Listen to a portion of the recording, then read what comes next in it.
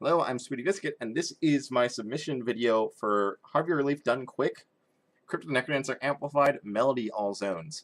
Melody is a character who hasn't seen any time in a GDQ before, and she is a pretty straightforward and pretty fast character. So, yeah, kind of surprising we haven't seen her yet, but yeah, I'll give a demonstration of her right here, just commentating over a run I recorded previously. So, Crypto Necrodancer, for those who don't know, is basically a rhythm-based roguelike dungeon crawler.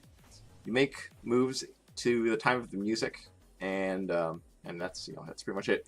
Melody, for those who've played Cadence, starts with the golden loot weapon that you find at the end of Cadence's run, which deals damage as it moves, but can't attack enemies directly by running into them. Which means that getting fully surrounded by enemies is very deadly, and you have to be very careful. Normally, blood shops aren't worth spending the early bomb on, but since I had the Minotaur available to open the wall for me, I go for it, and I get a really nice combination of Obsidian Torch and Heal Spell, which I can buy both using the Heal Spell immediately to get the extra health needed for it. Although, that said, I immediately find a better replacement for it with the Torch of Foresight, which will highlight trapdoors, well, highlight all traps, most notably trapdoors, which allow me to skip to the end of the floor, at the cost of having to fight through a small mini-boss arena if I haven't killed the floor's mini-boss yet. But on Melody, those are fairly trivial and consistent to beat, so it's not a problem. So, quick death metal fight there. If you complete a boss fight without taking damage or dropping any beats, then you get one of 3 free items. I go for the black chest here, which is a pretty standard option. Since Melody can't get any other weapons other than her starting loot, the black chest pool is very limited and will almost always contain a pretty strong piece of armor. The worst you can get is glass armor, which will only prevent damage from 1 hit. But I got the most common thing to find in the boss chest, which is the plate armor, which will reduce all incoming damage by 1.5 hearts, which is really good for Melody's low health pool. So I take the time here to summon a Leprechaun. A Leprechaun is summoned 1 time per run by having 50 or more gold in 1 pile. And by killing the Leprechaun, you can get a Lucky Charm, which will protect against attacks from bats, who move randomly and can otherwise be quite a bit of a nuisance. But with Lucky Charm, don't have to worry about them hitting me. Bats will only attack with a luck item equipped if they have no other choice to when they have to move. So, a little bit of a miscount there against the Dark Golem, and I take a nasty hit, but that's what the early armor pickup is for. And the heal spell is going to help keep my health high. I use a little bit of a bug there as I exit the floor to heal up using the heal spell while it's on cooldown without paying the 1 heart cost. That's because when you are on the stairs to exit, when you're exiting the level through stairs, you are immune to all damage, and that includes the blood cost of magic. So if you cast heal spell before the screen is faded out as you're exiting the level, then you'll get a free half a heart heal. So this blue dragon's in a really nasty spot, so I just, knowing that I'm going to get some health back from the heal spell, I just decided to tank some hits to get a bomb off on him and kill him quickly. Blue dragons attacking from a horizontal orientation are extremely dangerous, so definitely wanted to get rid of him ASAP. I go into the shop here for Explorer's Boots, which will help protect against hot coals, but more importantly, protect against the Endangered Ooze hazard in Zone 4.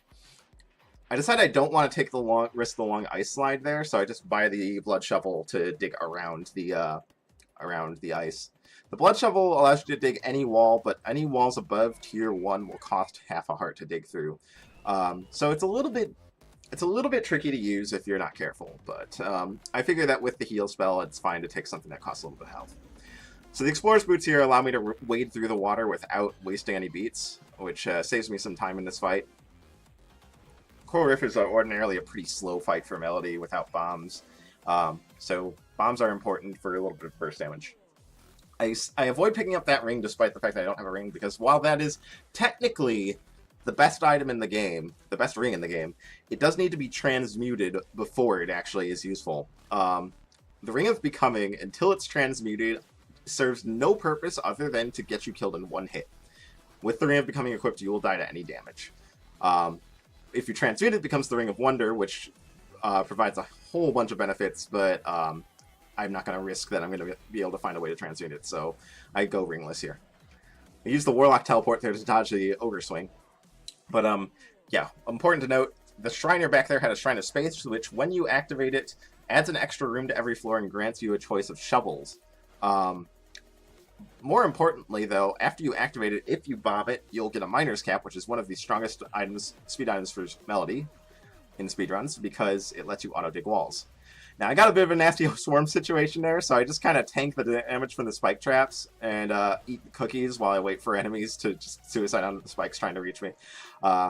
Makes that room a lot easier at the cost of some health, and at the cost of having to leave my drumstick behind. So just for safety's sake, I believe I opened this crate by pushing it towards the bomb trap, just to get a little bit of extra health.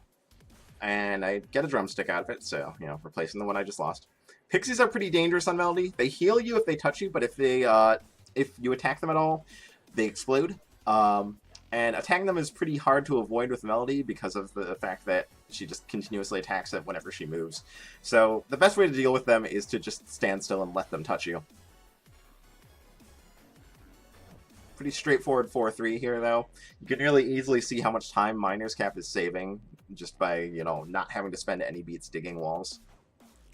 So Deep Blue's 4 here is a little bit of a tricky fight for Melody. She kind of struggles to deal with the wall of red pawns, but able to mop it up just fine. And I get the Flawless, which means I'm going to check the purple chest to try and get a ring or some new magic. And I get a Pulse Tome. I decided that the heal spell's probably enough healing, and the Pulse Tome's a nice little source of burst damage. Again, Melody can never upgrade her weapon, or even if she manages to get get support items that would boost her damage, they have no effect on her. So alternative sources of burst damage are really useful for her. Bombs or offensive spells. Either one works. So I dig into that cracked wall because that has the potential to be the food shop, which will obviously help me out in terms of safety. But it's the pawnbroker who just buys items from you. Completely useless in the speedrun. So we're just going to move on from that. So it's a good idea to try and stay on the wire, because while you're on the wire, all your attacks will chain a lightning effect to nearby enemies. But I'm able to reach the exit pretty quickly thanks to the Miner's Cap once again. And we're on to the final boss, the Necrodancer.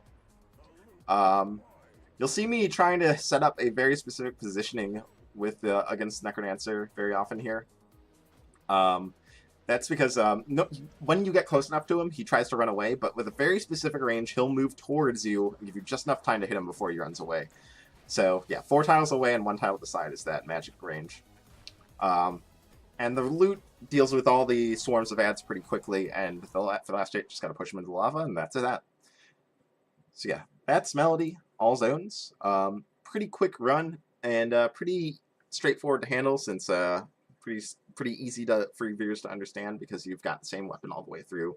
Not a whole lot that needs explaining compared to some other characters. But yeah, fairly quick and reliably completable run. Melody's a fairly easy character comparatively. So yeah, definitely not a bad choice of the 3 categories for the Harvey Relief Done Quick Marathon. But that's all I got. Thanks for watching.